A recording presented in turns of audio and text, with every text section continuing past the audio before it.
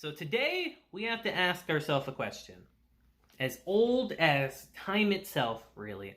What is stronger? Invincibility or immortality? That's our big takeaway from today's episode of Ranking of Kings. Because welcome back, guys. As I said, welcome to our episode 20 review of Ranking of Kings. And we had a pretty substantial episode today, I gotta say. We really had two planes of action in today's episode. We had the stuff with Miranjo, and we had the stuff with Boss. So let's just kind of get into it, because we kind of got a lot to unpack today. So let's just kind of hop right in. We'll start with Miranjo. Now, if you remember from our previous episode, Miranjo took Bochi and Despa into the land between life and death. And it's there that she ended up saving Kage. Alright, stuff we all know. But at the end of our episode, we saw that she was confronted by two individual women. One of them was her own mother, and one of them was Bochi's mother that she killed. And today we got kind of an answer to that. Because you see, they were over there and they confronted Miranjo about everything she's done. They didn't admonish her or anything. They didn't talk down to her, tell her she's in the wrong. They just flat out confronted her and asked her, why are you doing this, Miranjo? What is your goal? And we all know that her goal is to be with Boss. But Bochi's mother, Queen Sheena, asked Miranjo, you can't cross over to the afterlife, can you? And it's revealed that years ago when she was betrayed by the people that she used to help kill Queen Sheena herself, it was revealed that when she was dying, she sold her soul to the devil. And in the process, when she dies, her soul does not cross over to the afterlife. It gets devoured by this demon. So she's kind of in a limbo right now, if you think about it. And she gets confronted by her mother, who tells her that you have to stop what you're doing. It's not going to bring you happiness. Because that's really Miranjo's whole goal in all of this, It's not to take over the kingdom or anything like that. It's to just be happy again. It's to just feel happy and relieved and not feel the anguish that she's felt for so many years. And she's fooled herself into believing that she'll find that happiness again with Boss. And that's what's been driving her this whole time.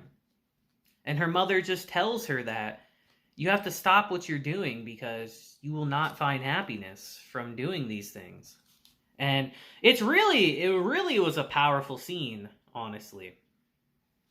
When you think about it, that she sacrificed so much, even her own soul, to achieve happiness, and just how tough the world is to people.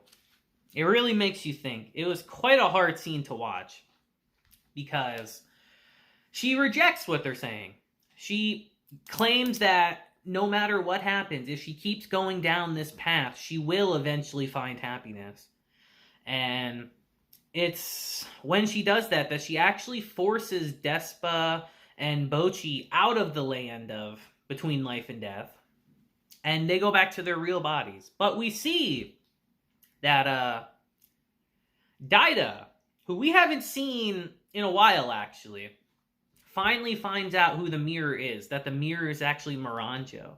And we find out that he's admired her his whole life. He's always wondered what kind of woman was inside of the mirror, because if you think about it, she's been guiding Daida his entire life. She's been the one that he's been able to confide in his entire life. So this has to hit hard for him. And I gotta say, man, what have they done with Daida in the series? He's really just here to be a body at this point, They haven't really done anything with Daida. They haven't really explored his character very much at all. He's kind of been like a background character. So getting a little bit of insight into how he really feels in this situation, finding out who Miranjo really is, it's just, I feel like it's a good thing for his character. And I really hope when he gets out of the mirror that he can do something, because he hasn't really done anything in the series. But yeah, just finding out that what Miranjo really wants above anything else is just her happiness. It really gives more insight into her character, and it makes a lot of sense when you think about it, when you've noticed everything that she's done. It makes a lot of sense that the thing she longs for the most is her happiness. She longs to smile again. She had a pretty brilliant smile back in the day, but it's long gone. But as I said, she forces Bocchi and Despa back into the real world, and they're still dying. Through all the stuff we went through in the land between life and death, these two in the real world are still dying and on the ground. Except for Kage, who, if you remember from our previous episode, was actually healed by Miranjo.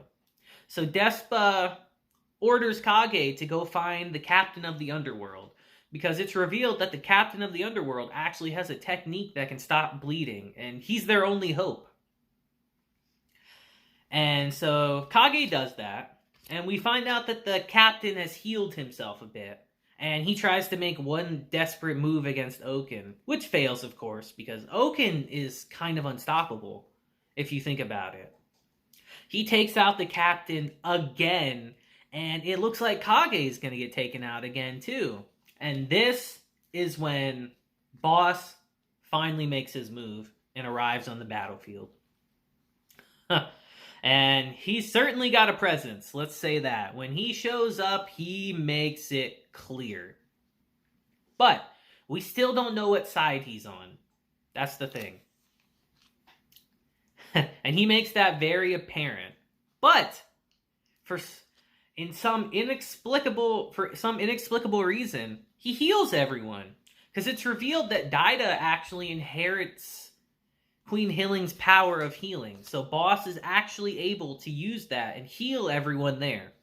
So he heals the Four Pillars, who put up a brave fight against Ouken, but were absolutely defeated. He heals Bocchi, Despa, the King of the Underworld, all of them. He heals all of them. And he starts his fight against Ouken. Now Despa, glad to be healed, of course, is still very weary of Boss, as you would expect. Because Boss is really the mastermind behind everything. Everything that transpired. We thought it was Miranjo, but no.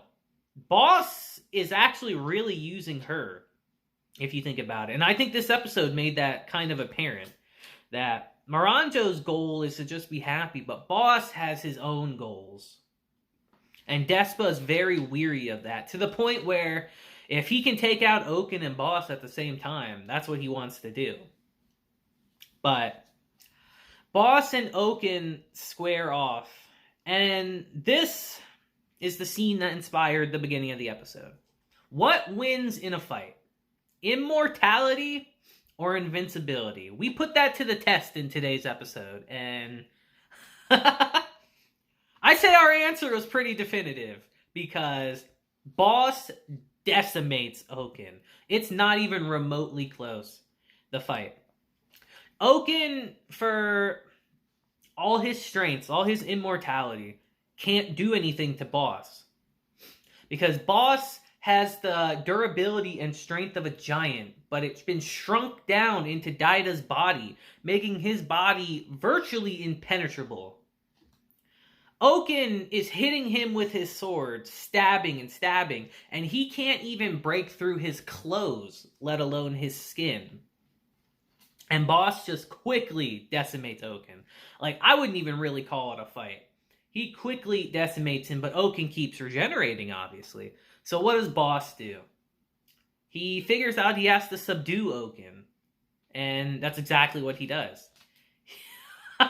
He gets a giant rock from the ground, makes a hole in it, crushes Ouken's body into like a little ball, and then stuffs him inside of the rock, and then seals the rock. Essentially containing ouken.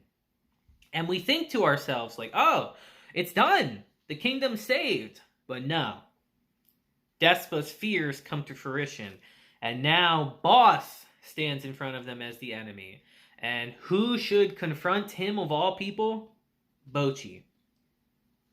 Bocchi is the only one that has even a slight chance against the virtually unbeatable Boss. And it's a battle between father and son. Something we've seen in a lot of media.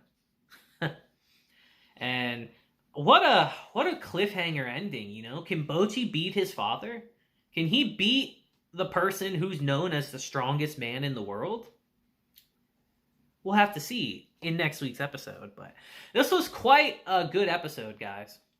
I would argue my favorite part of it was the stuff with Miranjo.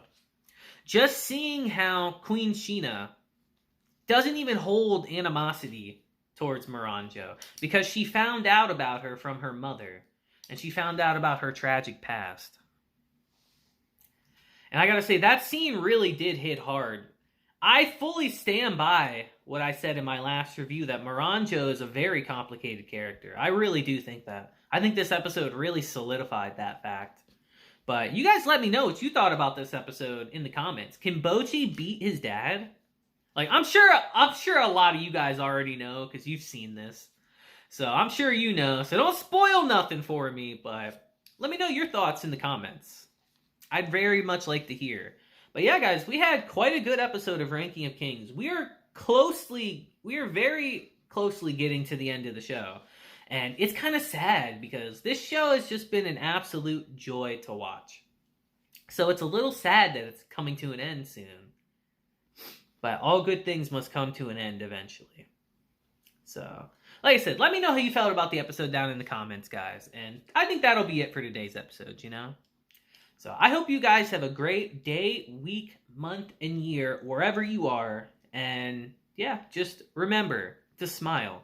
That's the most important thing. Remember to smile, no matter what. Deuces, and have a blessed day, guys.